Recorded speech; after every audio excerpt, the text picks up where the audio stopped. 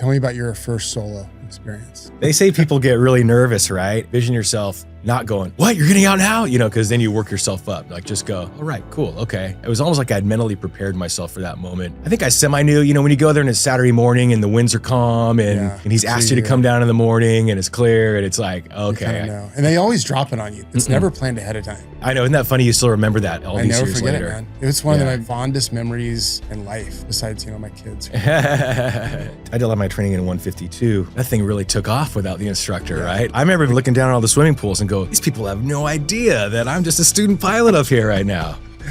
Aviators, welcome to the Flight Club podcast. I'm your host, Jason Middleton. I'm a pilot, I'm an aviation entrepreneur, and I'm a huge fan of the people that make up our diverse aviation community. Today's guest on Flight Club is a fascinating human being. He's a multi-engine ATP-rated pilot. He holds a single pilot type rating in the Cessna Citation Jet series. He's owned and operated a bunch of different aircraft. He holds a PhD in molecular biology. He surfs, he collects stamps. He wanted to be a fighter pilot, but his eyes wouldn't cooperate, so he followed his backup plan and became a legendary rock star. Aviators, welcome the frontman for the band Offspring, Dexter Holland.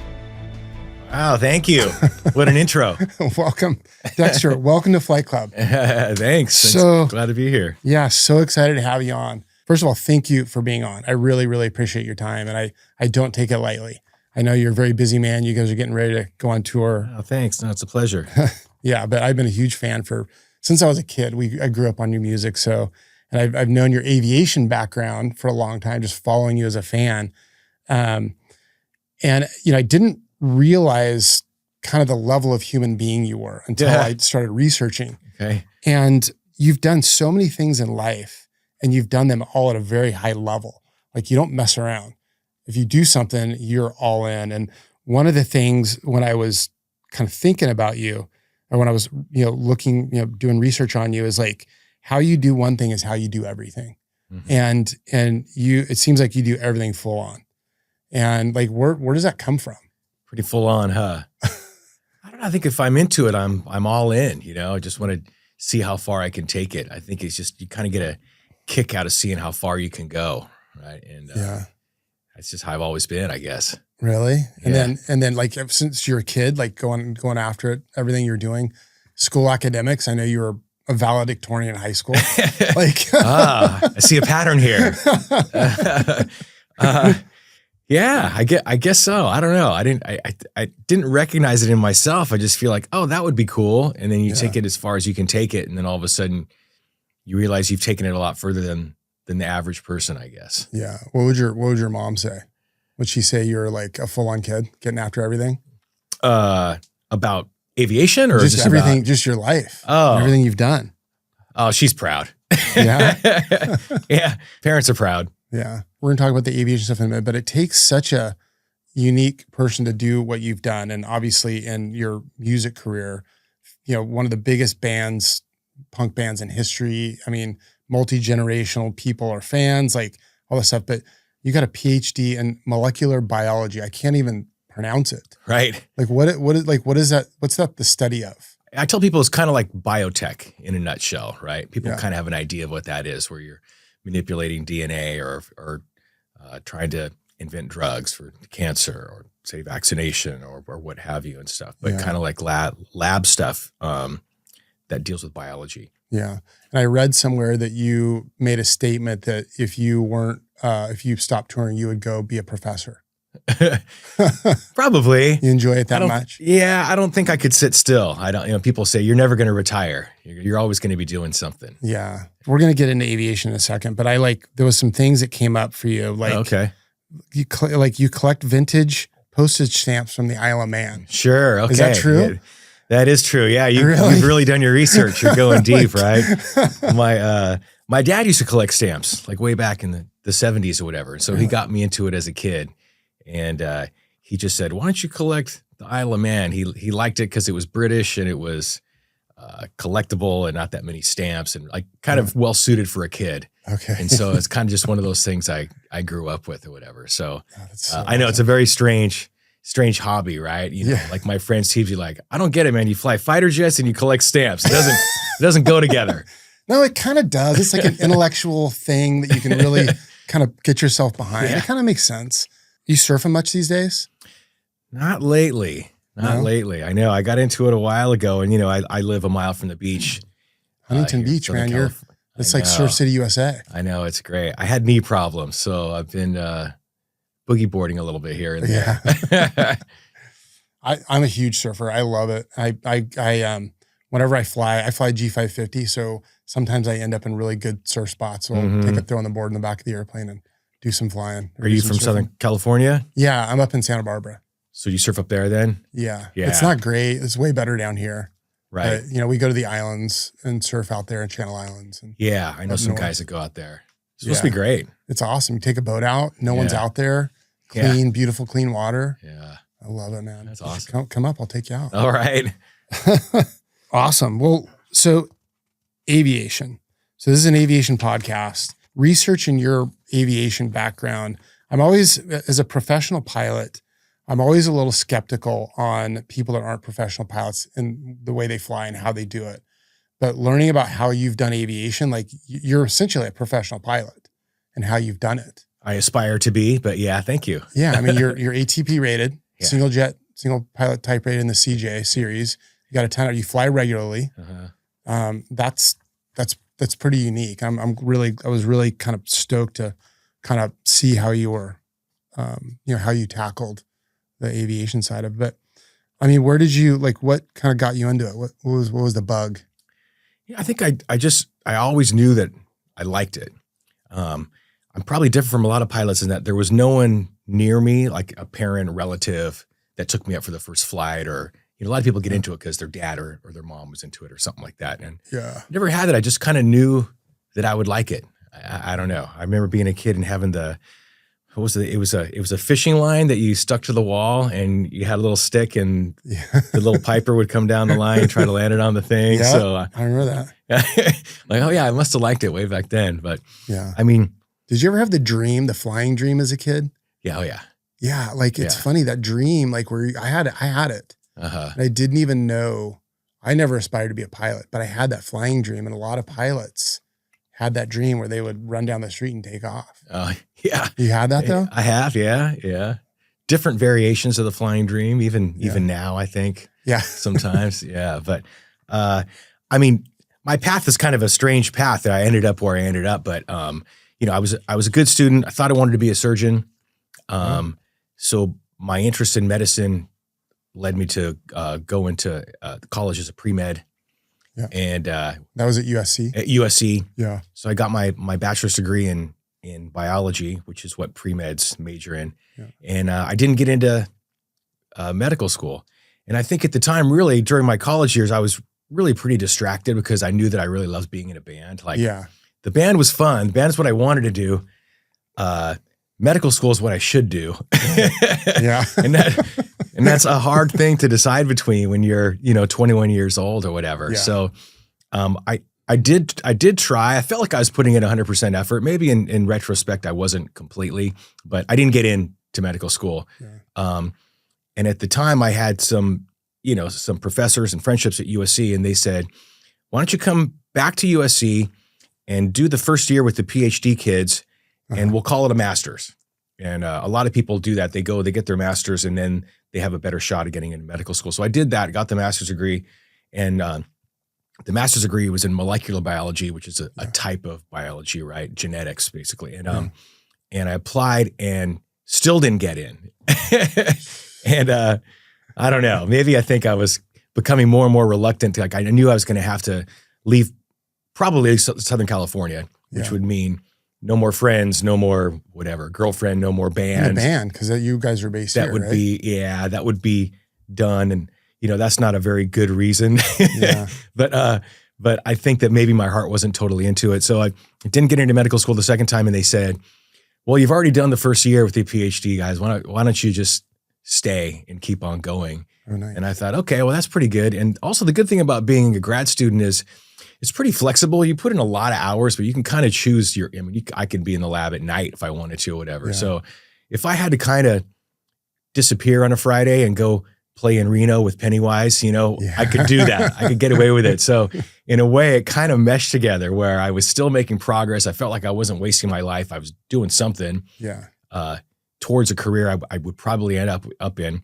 People that get a degree in molecular biology, it's usually either teaching or academia, like a professor, or some kind of research, like a biotech company or something like that. So that seemed to be where things were going. But, I knew I love being in the band. I love the feeling of playing shows, there's something what's not to love really about fun about that, I mean, right? it's a very unique experience, I would imagine. Yeah. One I will never get to experience, but. So I didn't want to give it up, but, it still was, I guess it was a hobby when you look back at it, but it didn't, I really wanted to try to make something of the band, right? So I guess, I was kind of all in with that as well, right? Just for sure. Just trying. And I remember like, if I made $100 at a job, like a paycheck, you'd be like, okay, cool. But if I made $100 because we sold 10 t-shirts at a show, it was like, this is rad. Yes. This is the best thing ever. Can you believe that? We sold 10 shirts, $100. It's like, it's better money somehow when it's something like that. Because you love it and it's passion. And it's like, the thing that I believe in is actually showing some success now. Yeah. That's pretty cool. Yeah. Same thing when I started my business. I was like, it was like imposter syndrome for years. And then we actually started doing okay. You're like, wow, this is pretty cool. We built this thing. Yeah. Yeah. They say you can finish a PhD in 4 years. That's really hard. Most people take 5 or 6 or 7 or whatever. And so I think I was in year 4.5 or 5 or whatever. And then the band broke kind of all of a sudden. We had gotten on. That was with Smash? Is that? Smash, yeah. That was like the first, like, boom. So we had done a record that was kind of like putting it out ourselves. Then we got signed to a small local LA label called Epitaph, who had Bad Religion and Pennywise and bands that we ended up becoming really good friends with, NoFX and Rancid and stuff. And they put out our second record, I guess you'd call it, which was Ignition. And then a year and a half later, we put out Smash, and all of a sudden it got picked up by the local radio station K-Rock. Yep. And it just took off. So that was a really exciting feeling. And then all of a sudden I kind of had to make a choice because I was juggling both the school side and the band side. Yeah. And then they said, if you're going to go, you gotta go now. You got to get on the road. Like this train is leaving and it's not going to be here in 6 months. You know? How old were you when that? 28. Okay. 27. Okay. So not super young. Yeah. Like you're kind of at a pivotal moment, right? Like I got to pick a path here. Yeah. In life. Yeah. We were almost getting considered old for what we were doing, right? Looking back at it now, it doesn't seem like it, but I didn't remember because like I said, I was in this band that wasn't successful. I enjoyed it. I was in school. I didn't have a finish in sight. And my 10-year high school reunion was coming up. And I'm like, oh man, I'm going to be the loser of the class, right? Because at that point, guys have gotten through medical school and law school. Like people are really doing something, right? And I'm going to be like, oh man, I'm the loser of the crowd. And then luckily, Smash came out like 2 months before. You roll in with the Smash t-shirt. Walk in with it. Hey man, high five. How's it going? Things are good. So that was kind of funny, but that is awesome. I ended up going that way. I basically had to quit school. They were nice enough to give me a leave of absence. So I wasn't disenrolled, I guess, but they let me leave that way. And that went on for 20 years until I decided to go back. But anyway, once I had a little bit of financial freedom, I realized I really wanted to learn how to fly. Mm-hmm. I had always dreamed of it and knew I wanted to do it. I'm backtracking a little bit, but I applied to the Air Force Academy as a senior in high school. Oh, you did? I didn't know that. Yeah. And you have to go through it's a whole process and stuff. Yeah. And I made it pretty far past the initial screening. And then did you do the ROTC route through high school or just? No. Okay. No. But eventually, you have to get nominated by a congressman, got nominated and all that stuff. So I was right there. And then they said, you're not going to be able to fly in the Air Force because you don't have 20/20 uncorrected, which is what they required back then. I think now you can fix that and be fine. But so they're definitely different. They're like, we'd love you to come. Maybe you can go in engineering or math. And I was like, not fun. Unless you get to fly. No way. Yeah. Like, no. Totally. So, so that was so you were going to go Air Force and then that was your path to flying. It wasn't like private flying yet. Yeah. At the time, I just thought it sounded cool. I mean, you're 18, who knows? It sounded really cool. Yeah. But that didn't work out. But So then once all this happened, now I'm 29 or 30 and decided to take up flying. So just found a local flying school. We're over at Long Beach or John Wayne, or where'd you fly? Long Beach.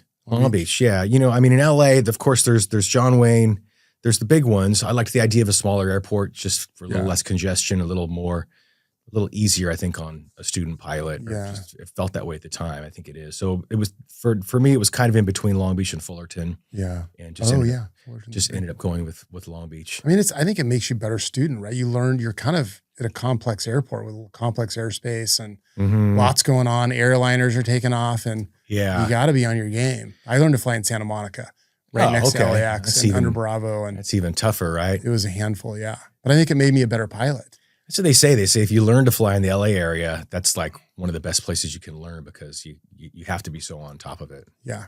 I mean, the radios, that was like the thing for me was I was so nervous about the radios and getting in and talking and, but you learn really quick. You have to. You got to learn. How long do you wait? Yeah. And then when do you butt in and that sort of thing? I just stepped on a United Airlines pilot. They're going to come and yell at me now. Yeah. Yes. So anyway, I've been based at Long Beach ever since. Okay. And then what did you just go through, like the 141 school or 61? What kind of school did you go to? Oh gosh, I don't know if I'm up on my CFRs. Just a regular flight school. It's a regular school, yeah. And then the instructor that you worked with you worked with them, same guy, same person? Mostly, it was a school where you kind of you sign up and whoever's got the slot. But I think it was about half or 2/3 with one instructor. But I probably worked with 2 or 3 instructors altogether, and and they were great. They're all really good, and they were basically accumulating hours to go on to a flying career, that sort of thing. And that wasn't my objective necessarily, but I was there because I loved it. That's cool. Tell me about your first solo experience. First time the instructor got out, climbed out of the airplane, told you good luck. Yeah.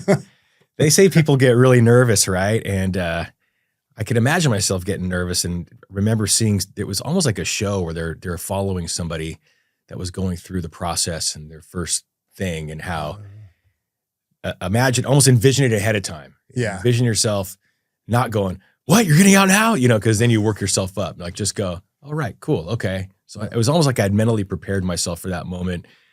I think I semi-knew, when you go there and it's Saturday morning and the winds are calm and he's asked you to come down in the morning and it's clear and it's like, okay. Know. And they always drop it on you. It's never planned ahead of time. Yeah. I think we did three together and then he goes, yeah, I'm going to hop out for one. Go ahead and go now. Yeah. Dude, it's great. I know. Isn't that funny? You still remember that all these years later. I never forget it, man. It was one of my fondest memories in life. Besides, my kids who are here. One of them's here. I mean, the taking off and, until you get the airplane in the air and you look over and there's no one there, you're like, okay, I'm in the air now. Yeah. I have to land it. Yeah. There's no choice. Yeah. And then when you do that first one, you're like, I got it. That's a weird feeling and especially, I did a lot of my training in 152, which is smaller. So that thing really took off without the instructor, right? You just lost half your useful load. Yeah. But I remember being on downwind and looking down at all the swimming pools and go, these people have no idea that I'm just a student pilot up here right now. Oh God, that's so funny. How often did you use I'm a student pilot with the tower? Hey, student pilot here. I need help. Yeah, really. I don't remember. Really? Yeah. Oh, God. I used it a few times, I think, back in the day. I think I did those first solos, you got to do one long one or whatever, right? Yeah. But one of mine was to Santa Barbara and back. And I think I just started feeling weird about going into the class Charlie and I was offshore and just decided I wasn't sure about the squawk and just said I'm a student pilot. And they were very cool. Yeah, they always are. How would you guys do that back in the day? Would you go up through do LA flight rules, kind of that VFR corridor over LAX sort of thing and then up the coast, or did you do the offshore thing? I like the special flight rules area. Yeah. That's what I generally do if I'm flying a small plane. Yeah. Yeah. Like your Mooney, you have a Mooney. A Mooney. Yeah. Yeah. It's great. Yeah. I used to, that's how I've always had little airplanes and I was using that all the time to come down Orange County and it's nice. Santa Barbara. Yeah. Super easy. It's kind of weird, to be honest, flying over LAX at 3,500 feet, VFR, not talking to anybody. It feels wrong, doesn't it? I know you're not talking to anybody. Yeah. And then you keep on looking at, okay, did I get the squawk right? Because it's, what is it, 1201 or whatever? And then I think so, yeah. And I'd have to look at a chart. I remember going through there and going, oh shit, it's 140 knots or less. Like, slow down, you know, because you don't want to catch up to the other. Yeah. Hey, aviators, thanks for listening to Flight Club Podcast. We really appreciate it. I would love to get your feedback on the show. Also, send me suggestions for guests we could have on or aviation subjects you want to hear more about. Head over to Instagram and follow us at Flight Club Pod and shoot me a DM. Also, don't forget to tell your aviation buddies about Flight Club Podcast. Now back to our conversation with Offspring frontman Dexter Holland. So what, like we're talking about the Mooney a little bit. What airplanes have you owned? You've owned kind of a handful of airplanes, yeah? Yeah. So, I mean, training 152, 172 mostly. Yeah. And I decided to buy a plane. Well, I rented for 40 hours, 172, just out of the same flight school. Yeah. Decided to buy. And I wanted to buy new. So I flew a couple different things. I flew a Bonanza and I flew a Seneca and, Saratoga. Yep. And a Mooney. And I really loved the Mooney. I loved how it felt like a little sports car, right? Yeah. And people complain, they think it's kind of cramped, and it's not that it's cramped. It's just, it's a little more long-legged, if you know what I mean. Yeah. You know, the Bonanza has a very different feel because you're just kind of up. Like in a bubble, yeah. Like in a little camper or whatever, which is really cool. But I just always liked the Mooney. So I bought the Mooney's a unique airplane that the community around them, people love Moonies. Mm-hmm. Now, when that Mooney Ovation came out, like, they were diehard. People that fly Moonies are Mooney people. Yeah. And it's fast. Mm-hmm. It's very efficient. You know, retractable landing. It's a cool airplane. Mm-hmm. You know? I know. It's fun. It seems like I think many models have their own camps, right? The guys that like Bonanzas, Moonies for sure. TBM guys. I don't know if you. Oh, yeah. They're super into them. And guys that own the Citation Mustang are super into their Mustangs, that kind of thing. So maybe there's a little bit of that for everybody. But so I bought a Mooney Ovation. Yeah. And that's, and I still have it. It's great. Oh, nice. Yeah. You're flying a little bit too? Yeah. I mean, I have a Citation, so I fly that the majority of the time, but you know, it's totally different kind of flying, as you know, right? And it's almost sentimental when I get in the Mooney. Yeah. Besides that, I bought an L-39, which is I guess a fighter jet. It's really a fighter jet trainer. It's Yugoslavian built, right? It's Yugoslavian? Czech. That's right. Yeah. Aerovoda I think is what they're called. But they were used as trainers in Russia and the Russian countries for guys learning to fly the MiGs. So it was the stepping stone for the MiG. And these planes ended up sitting and kind of almost rotting until some American guys figured out how to import them over and put them back together. And they call them experimental at that point, but civilians could buy them, and it's really a cool plane for a guy like me because it's a straight wing, so it's way more forgiving than some gnarly MiG or whatever, and but it's still fully aerobatic and stuff. So it's a lot of fun. I have a story about an L-39. Okay, so my buddy of mine, a friend of mine, years ago, we were just corporate pilots. I was flying an airplane, he was flying an airplane for his boss. And we shared a hangar. We just became really good friends. Well, his boss owned a couple of business jets, and he also owned an L-39. He wasn't a pilot, but he just liked the L-39, so he bought one. And he would sit in the back while his pilot would fly in places. And he's like, I'm just going down to LA for me. Let's take the L-39 and zip around. And so my buddy, he's like, you know, he would take it up all the time and go fly. And I had never been in the airplane. And we're pilots, so we're always like trying to show off to each other, right? And so he invites me to go up on a flight with him. This is out of Santa Maria, California. And we take off, and it kind of freaked me out. They had hot ejection seats in it, first of all. Mm-hmm. I'd never flown in an airplane like that. And he's like, yeah, just don't touch those things. Yeah, whatever you do. Yeah. So we take off and we're zipping around, and I mean, he turns the transponder off and he's doing 300 knots over the ground, and we're flying 100 feet through canyons. And it scared the crap out of me. Mm-hmm. And then we go up and start doing aerobatics. And apparently there's a maneuver you don't do in the L-39, and we did it. It's when you have a pitch moment and a roll moment at the same time. Okay. So we did that really hard with a high G load. And so we end up doing that, and we come and land, and we taxi in, and the ramp guy is like parking us, and we get out of the airplane. He's like, what'd you guys do to the airplane? Oh, no. And I'm like, what are you talking about? He's like, come here. We look at the airplane and one of the tip tanks is doing this. Oh, jeez. Completely bent the wing. Whoa. Wow. So apparently don't pitch and roll Okay. in an L-39. Good to know.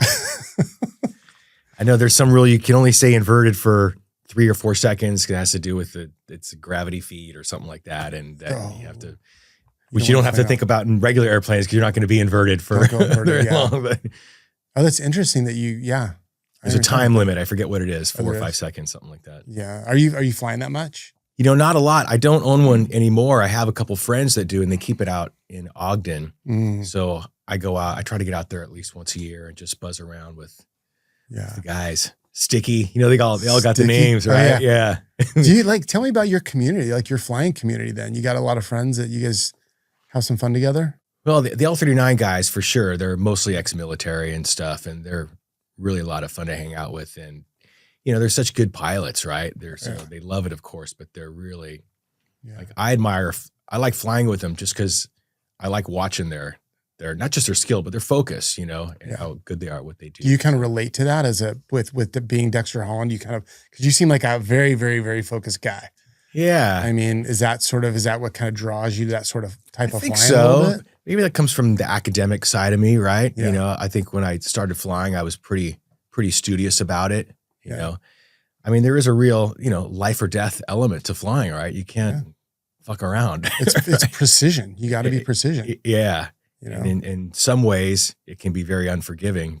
Kind of depends on what it is you're doing, how bad it is you're doing it. But but I like that focus. I like that it trains you to be focused, to be disciplined, to hey, pay attention right now. This is what's going on. Yeah, you have for to sure. Be right on it. It's I'm a pretty busy guy. I run a pretty big aviation business, and I still fly though. I came back to flying. I hadn't flown for a long time, and I miss that side of me so much, flying jets, and it's about the focus, the precision, the flight planning, the fuel plan, all the things that we do. Mm-hmm. And I flew yesterday. I just had a quick trip out to Vegas, but I had so much fun. Mm-hmm. It was just had some weather, flew an approach back into Van Nuys yesterday. I just love it. Yeah. It's so cool. Yeah. I spend more of my time in the Citation. So when I get back in the Mooney, it's it's a different kind of flying, and it's very hands-on. And I know what you mean. You get that feeling again, oh man, I love this. Yeah, so much fun. Have you gone to Catalina? But you got to go to Catalina and get a burger. For sure. Burger. Not lately, but yeah. Yeah. So, I mean, of course you do it in the 172s and stuff. And then, in the Mooney, it's a little different because it's just a shorter runway and stuff. But can you take the Mooney in there? Is that a little more of a handful to go in there with that? You can, yeah, for sure. The Mooney, I mean, as you know, it's got the laminar flow wing. And so it has a tendency to float if you're even just a little bit fast. So it does just fine as long as you're on speed. And people tend to come in a little fast and they kind of float. But I've even taken the Citation in there to Catalina. Yeah. Have you? Yeah. Nice. I've done that too. That's something when you roll out, right? Have you landed in Santa Ynez in your CJ? No. It's a little bit shorter, but it's a little bit less critical. So it's 2,800, something like that. Yeah, I think it's 2,800. Yeah. Yeah. Wow. I've got a lot of land. So I used to fly for a company that we would go to Catalina almost every day. Oh. So I used to fly Caravan into Catalina for nice. A couple of years. I got 300-400 landings out there. Oh, how great. So that was so much fun. I had so much fun flying to that airport. They closed the runway for 6 months to repave it. And we were one of the only airplanes allowed to land on the dirt road next to the runway. Whoa. So we were landing on that little dirt road. I remember it's road. 10 feet wide. Yeah. Oh my God. I wanted to talk to you about the CJ flying, because that's, you mentioned a few times that's what you fly most. And I've actually known you were a CJ pilot for many years. I'd taxi into places and I'd see your airplane parked there, and I've actually seen you taxi in before a few times. Do you still have the Anarchy in the tail? Yeah. It's still on there? Yeah. A very recognizable CJ. And that's a one. Is it a straight 525 or is it a CJ1? CJ1. CJ1. Okay. Yeah. So you had the Pro line. Has a Pro line in it? Pro line. Yeah. Yeah. It's a good airplane, man. It's great. That's what I started my business with. It was a straight 525.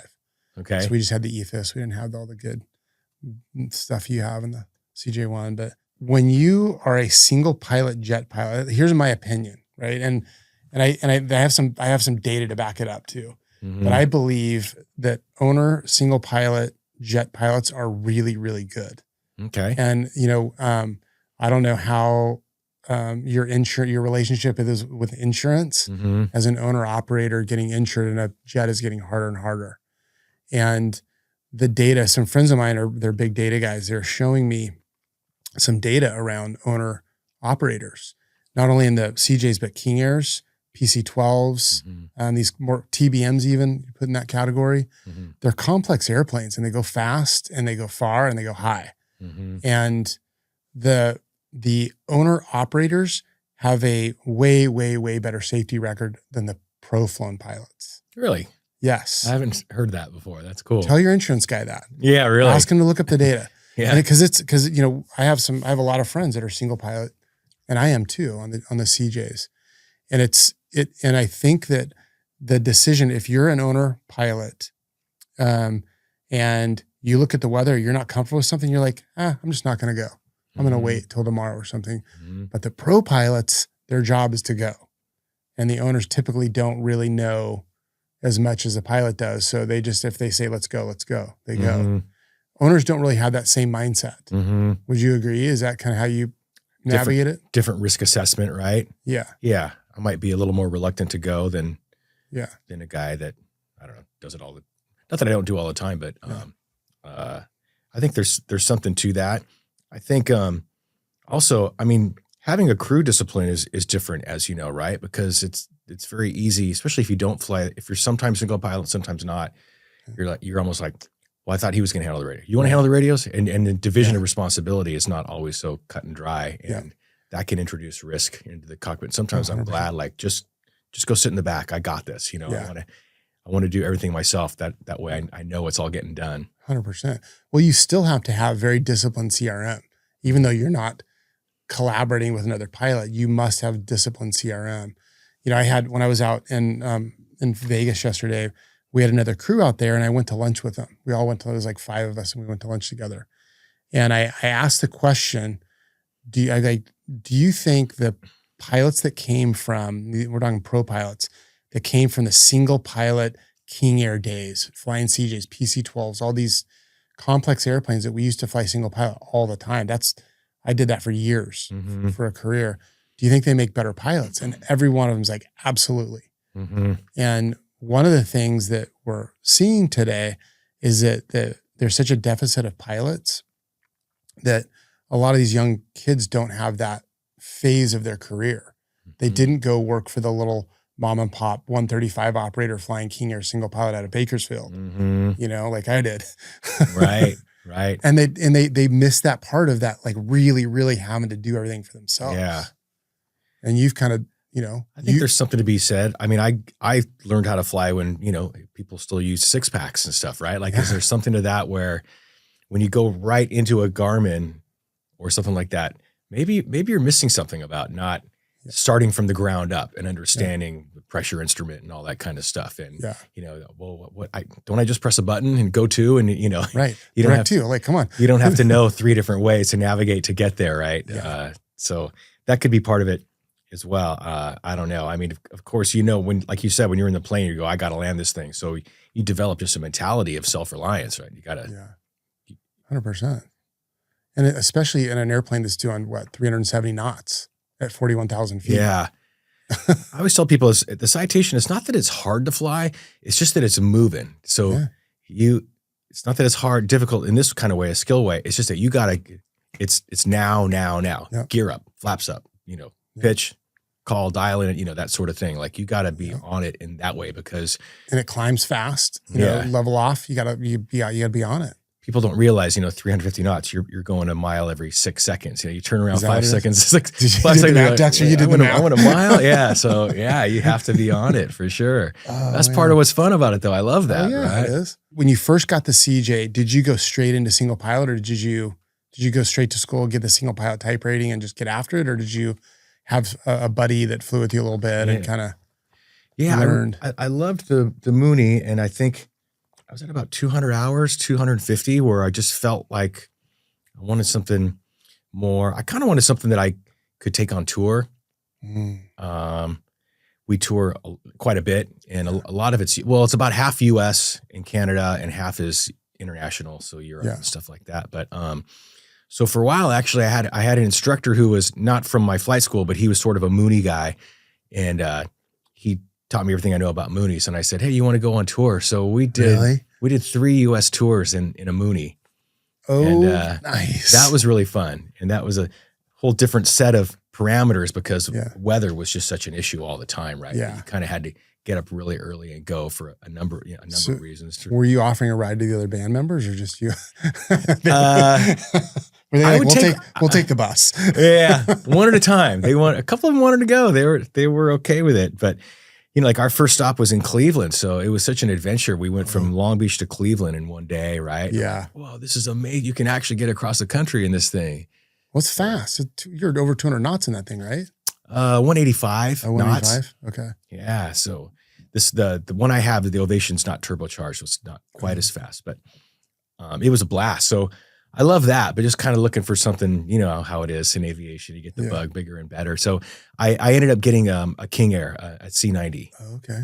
I had that for 200 hours, and it was exciting for sure. And I loved it, and I love the roominess. And now all of a sudden I can take guys in the band, can take some friends, we can do some stuff, which is great.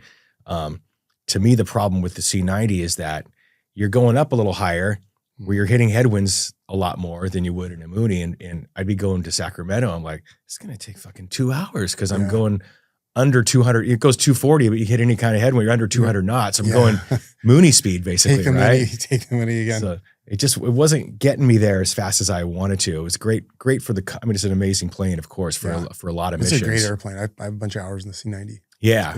Taking it down to Baja, you can land it anywhere, all that kind of stuff. It's a blast. But, because of what I do for a living, I kind of I need something I could really go somewhere. what would you like when you're touring? What was your tempo? Would you guys play a gig and then fly the night, like right after the gig, fly and then play the next day? Like, I've done a lot of music tours as a pilot. Have you? And everyone does things different. I know. What was your deal? We've tried it all. We did a lot of day flying early on. Now we do mostly nighttime after the show. Yeah. I think, the farther you go, the more they don't want you traveling day of show, because if something happens, show, then it's a whole mess. So they like you to get there, and and actually it is kind of nice to get after the show, get on the plane, and you're in the next city it's late, it's 2 a.m. Yeah. But then you can sleep in, do whatever you want. You don't have anything to do the next day. So that's kind of what we're doing. That's what you guys are doing. A lot of people like to hub, which can be really great. You stay in one city and then go out and back. Oh, interesting. Okay. So we'll do that sometimes on the East Coast because the cities are a little closer together. Yeah. Sorry, I'm getting lost in the weeds here, but I love it. Yeah. Well, on tour, like you can't take all your equipment on the plane, so there's always buses and trucks involved, right? Yeah. And we have a crew of about 25 guys, so there's several buses and trucks. Do you have 2 stages? Do you have 2 sets at hopscotch? We don't do that. No, we're not quite at that level. But and we tend to do like 2 shows on, 1 day off, 2 on, 1 off is kind of a typical schedule. Okay. So really the limitation of what you can do is how far the bus can go. Yeah. Right? You can't go from LA to Dallas the next night. The jet can, but the bus can't get there. Do it, yeah. So you're almost limited to kind of this 300 mile to 500 mile hop per day. Okay. So in a citation, that's great. It's like an hour. Yeah. So pretty much all our flights are just a little over an hour. So that makes it really nice. And that's a great airplane to tour around in the U.S. Yeah. do you know who Craig Ferguson is? Mm-hmm. Were you ever on his show? On the Late Show? Yeah. So Craig, when I first started my company, he was touring hard, comedy tours. And I don't know what was going on in his life at that time, but he just wanted to go tour. And he hired me and that little CJ, and we did basically 2 years, 10 days on, 10 days off, 10 days on, 10. Really? We took that thing all over the place. US, Canada, Caribbean. I mean, it was the same thing. We're like city after city. We'd fly at night, sleep in. It was wild. Yeah. CJ, but it was perfect for that. It was perfect for it. It's great. It's really great. I mean, the buses are really nice now, especially nowadays, right? Yeah. So I don't have anything against buses, but I spent probably 20 years on a bus. Did you? Yeah. So, it's great and all, but I'd rather fly. Just get to the destination, go to the hotel. Yeah. Get a good night's sleep. Yeah. Hey, aviators, thanks for listening to the Flight Club podcast. We really appreciate it. I would love to get your feedback on the show. Also, send me suggestions for guests we could have on or aviation subjects you want to hear more about. Head over to Instagram and follow us at Flight Club Pod and shoot me a DM. Also, don't forget to tell your aviation buddies about Flight Club Podcast. Now back to our conversation with Offspring frontman Dexter Holland. You talked about Canada, and that's even because the cities tend to be a little more remote, that sort of thing, a little greater distances and stuff. So especially in Canada, it's really nice to take the plane. Calgary, man, that's way up there. What's the city north of Calgary? Calgary, Edmonton. But Edmonton, Edmonton, okay. I believe. That's north of Calgary, right? I think so. I think it's up there, yeah. Yeah. You're in the Arctic. Yeah. I have a quick story about Calgary. So we were up there on a thing, on a comedy tour, and I got there. It was clear night. It was in the middle of, I think it was February, middle of winter, and left the airplane parked outside. I'm like, we don't need to go in the hangar. It's a beautiful, clear night. There's no weather forecast. I'll just leave it outside, save $1,000. So next morning, I look outside of my hotel, and it's all foggy. I'm like, whatever. We're leaving at like 10 a.m. the next day. So I get out to the airport early. I get to the airplane, and it's literally encrusted in clear ice. Top, bottom, under the wing, over the wing. It's a 1/4-inch layer of clear, hard ice, frozen solid. It was an ice block. And the ramp guy's like, yeah, we had freezing fog last night. Yeah. Stuff you don't think about in the US, right? Yeah. Yeah. I've taken guys with I always take a pilot on tour. I love flying, and it's really nice flying after the show too. It almost helps you come down from the show a little bit, right? Which is great. And I love it. I love night flying and stuff. But we're somewhere, we landed in Canada, a very small airport, and I'm going to the show. I'll be back in a few hours. And he looks around and it's clear. And he goes, I think I'm going to put it away. I'm like, really? And you don't realize that the frost can get, like it was humid, but it was totally clear. And I would have never even thought, we'll leave it out, and would have been in real trouble. Yeah. No, it was a problem because we had to get to Vancouver or something like that day. So I put it in a hangar. We put it in the hangar, turn the heaters on. One of the mechanics gave me a heat gun. So I'm out there with a heat gun trying to melt the airplane. Yeah. The passengers sitting in the hangar on their suitcases. You couldn't even open the door. Like everything was frozen on it. It was insane. I read that you did a tour around the world. And was that in the CJ? Yeah. Like, tell me about that trip. That sounded pretty rad. Yeah, I started in a CJ1, and I upgraded at one point to a CJ2, which has a lot longer legs. Yeah. And it was great. And so we'd been taking it in the US and Canada and stuff, and we decided that it'd be fun to take it to Europe on tour. Oh. And I had a full-time guy back then, and we're like, yeah, let's do it. Again, what an adventure, right? So great. For sure, yeah. And so took it across the Atlantic, up and over to Europe, and had a great time touring over there. Did you go from did you go all the way across? And you didn't go one shot all the way across. You landed in Iceland or something? Iceland, yeah. Yeah, there's different ways to go, right? You can go all the way up to Iqaluit. I've done that a couple times, or Goose Bay or whatever. But we can skip, in the CJ2, you can skip Greenland and go to Iceland. Yeah. And then from Iceland, you can go pretty much anywhere in the interior. So it's whatever that is, a 4-hop, something like that. It's actually not too bad. Yeah. So that was a lot of fun. So we ended up doing that three times. Nice. And then after the third time, I'm like, I'm looking at the map going, I know I could go around the world. Dude, that is rad. It's like, I've gone across the Atlantic. I know what it's like to operate internationally and in Europe and stuff. And with that amount of flying, you're gaining some experience. Yeah. Like in very complex flying. Yeah. Over the North Atlantic and Europe. And so you're getting dialed in by then.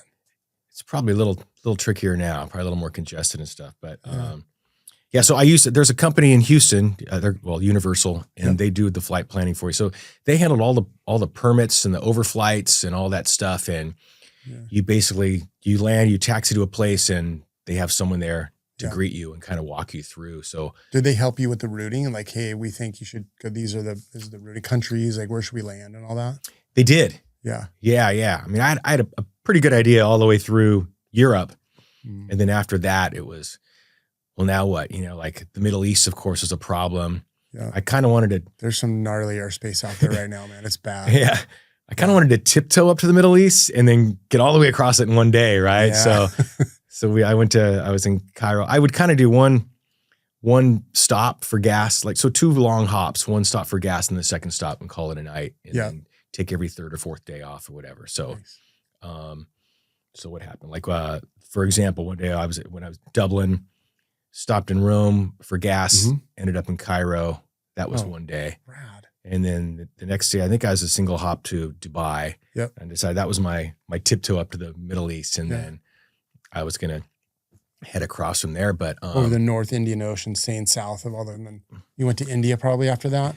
Yeah. So the next stop from there was Hyderabad. And so basically you kind of go south. Yeah. And then take a left in the middle of Saudi Arabia and go across because they want you south of Iran, Iraq, and all that stuff. And, that's the weirdest part. Sometimes they go, okay, 915, so contact Tehran control. And you're like, oh my God. I'm looking down, and like you look down and I'm hanging right at Karachi, and it's like, wow, man, I'm sure I'm glad I'm not down there right now. And this is solo? Solo. Yeah. Yeah. Like, maybe it was foolish in retrospect, but I just knew I could do it. Are you kidding me? And the weather looked good. I had been on tour a lot, so I didn't want to take a month to do it. So I got it done in about 10 days by doing 2 hops a day. Right. So, oh my God. And so this is what I meant. Like, you do stuff full on, right? Yeah. It was great. I was a little fortunate, I guess, in that the weather never got too gnarly. Everything. And, it was really cool. Like an experience of a lifetime. Wow. I have done it a couple of times. We flew the other way around, but I was in a Gulfstream. Right? Yeah. It was a little different. And you got the headwind going that way. So why would you want to go that way? Oh, well, just that's what the client wanted to do. Okay. We had this family that I'm friends with the family, and they wanted to go every other year, they would take a tour around the world. And they would do Northern Hemisphere one year, Southern Hemisphere. And they would pick destinations every 3 days. We just moved somewhere in the world. And they did it. It was really cool. That's cool. We did some of those flying, but you end up in some weird places. So Bulgaria. Have you ever been to Bulgaria? Yeah, once. That was an interesting one. Yeah. Bulgaria. Feels very Eastern European for sure. Yeah, God. Have you ever met Bruce Dickinson? I have. From Iron Maiden? Yeah. Like the story about him flying his tour on that 747. Yeah. That was baller. I know. And I'm kind of getting the same thing from you, but like you see, like, when you watch like rap videos and people have jets in the background, like what Bruce Dickinson did when he got that 747 and flew the thing on tour. Yeah. And that's something. That was wild. Yeah. I'm a big fan. I think he's great. Yeah. He's super animated and, gregarious and stuff. I don't know him well. I've met him a couple times backstage, and we actually pulled up at the same airport once. And so I talked to him. Yeah. Did you guys talk aviation? Yeah, we did a little bit. Yeah. He was kind of starting like an Eclipse franchise, I think is what he was doing. Something like that in Europe and stuff. He's the little Eclipse jet thing. I think that's what he was. He's really entrepreneurial. He owns like a maintenance shop. Yeah. Over in the UK somewhere. And he's flown as a professional pilot, right, for airline and stuff. And I think the funniest thing about the 747 is, so the idea is you're going to take everything on the jet, right? Yeah. And like, this is just insider industry talk, but that means you got to wait for them all to load out. You got to wait for them to break down, wait for them to load out. You can't leave and go on to the next town. You got to wait. You're part of the crew. So I don't know. Fun in the flying sense, but maybe not so fun in the logistical sense. So they're moving the whole tour on the airplane. I believe so. That's what I heard. That was pretty cool. They called it Ed Force One. So yeah, I'm gonna have him on the podcast eventually. But oh, cool. I'm kind of going back to the band and you guys flying. Like, would you now that you got the CJ, will you guys all just jump in and go? Is that kind of how you guys were operating, or? I think kind of at first, everyone has their own preferences. Like a couple of the guys in the band, they like being in the bus. The bus, it takes longer, but it's door-to-door service. You get on at the venue, you sit in the back, do whatever you want, watch a movie, play guitar, have a drink, go to bed if you want, and you wake up and you're at the next place. Some guys just like that. Like I said, I've spent so much time on the bus. I'd rather get to a hotel and get to a nice room and stuff. Yeah. So, I went through that. but now they're all kind of coming around. So did you inspire any of those guys? Did you inspire them to like go get their pilot's license? No. Really? No. They like it though, but no, nothing like that. You know, we in a citation, you can have someone come up if you're flying single pilot. You can have some guy sit up in front with you, right? For sure, so they really get a kick out of that, right? They're like, "Wow, I never." You ever let them fly? As keep around a little bit? No, never. This is not on the record, by the way. Just as an experience, and as you know, because people don't get to experience what it's like to look out forward when you're flying. They only know this, right? And it's a whole different thing. So it's really eye opening for them. Yeah, and a jet, also being in a jet too, like different and totally different thing. I've had so many people, band guys and otherwise, go, "Man, I feel so much better about flying since I flew up there with you. I used to be afraid of flying, but now, you know." Or they also say, "I'm more comfortable flying with you than I am flying commercially because I know you," that sort of thing. Well, you know what's so funny about that? Like, when the people that are afraid to fly, it's really not, they don't have a fear of flying. They have a fear of like, they don't know what's going on, because you get on an airliner and you go in the back of the airplane and the door's locked and you never know what's going on up there. It's a mysterious magic flying machine, right? That they don't know what's going on.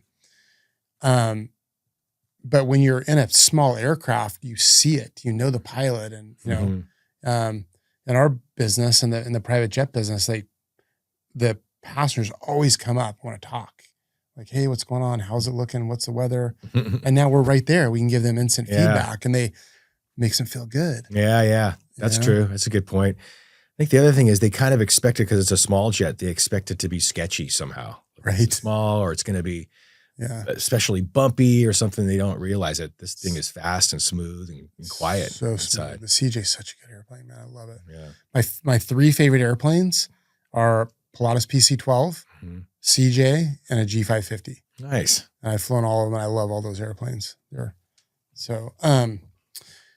then like the other thing too, that when people have a fear of flying, I always try and get them to go take a lesson. Go fly a little bit. You don't need to become a pilot, but just go do a discovery flight and go do a little bit of flying, So that always seems to help people a lot. Yeah. What else? Is there anything else you want to do in aviation? Like helicopters or? Yeah. I like helicopters. People tend to be one or the other. Yeah. Like if they like 100%. Airplanes, they hate helicopters. Yeah. And why would you want to be on something that has to, you beat the air into submission. Yeah. All those jokes and stuff. And I think helicopters are cool. I don't know a lot about them. I've been on a few flights, taken maybe 2 lessons, that sort of thing. And don't really know enough to comment on how safe or unsafe they are, but I like them. I think there's always something else to do in aviation. I should get my glider rating. I was going to ask you about gliders. Yeah. Been on one once and it was cool. It was great. Dude, I love, when I have time, I'm going to go fly gliders. It is, I got an opportunity to get a lesson out of Heber, Utah in the Wasatch Mountains. And it was I had so much fun just soaring and climbing up and you're in the air, with a bubble around you, and so cool. I'm glad to hear you do that. They come up to San Ynez. There's a school up there. Yeah. Well, and it's the art of flying, right? It's not just the dials and getting from A to B and being quick on the radio. It's really feeling it, right? It's truly a feel with a glider. Yeah. You really feel it.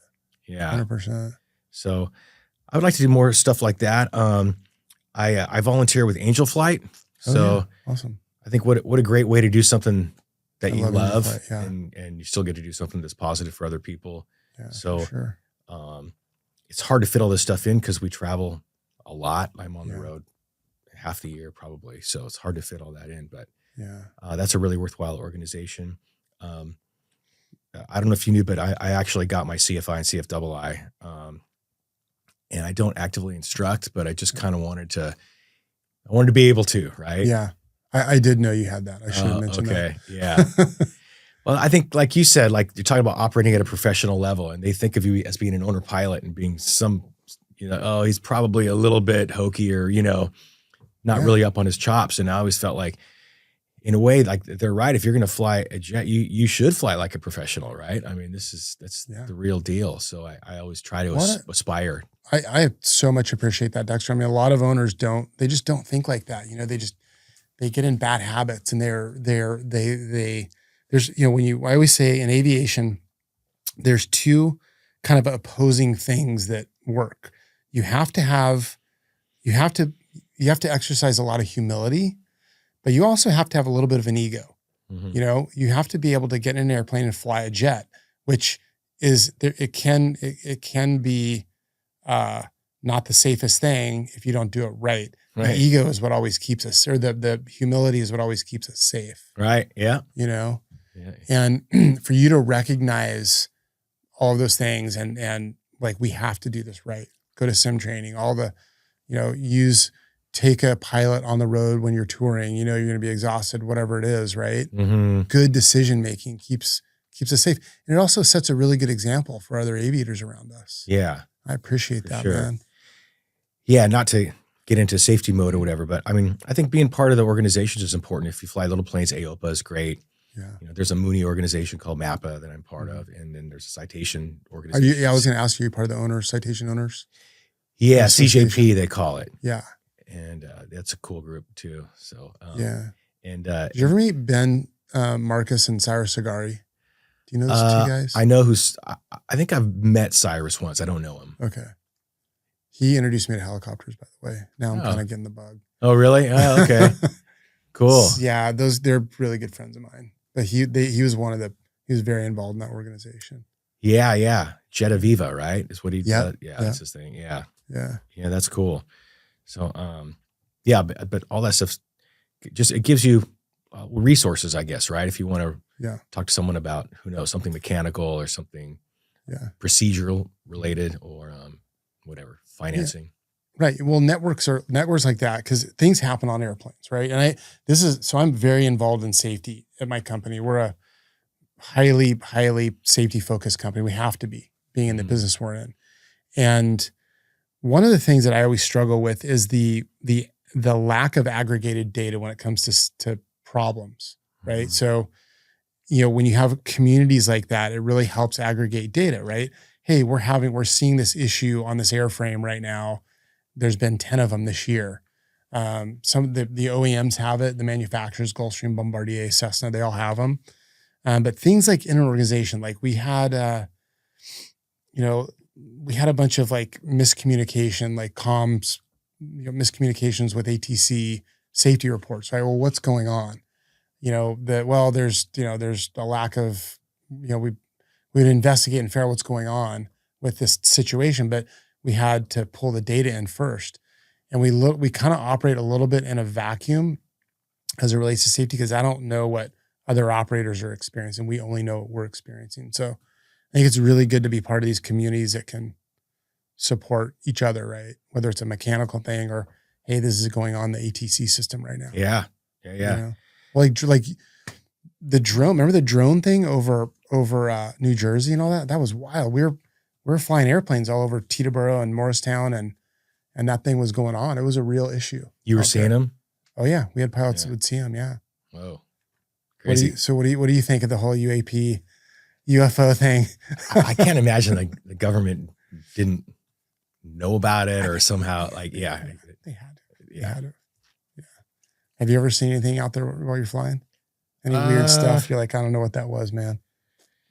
No. Northern Lights, the coolest thing I've seen. Oh, you did? And over to Europe a couple times. Oh, yeah. God.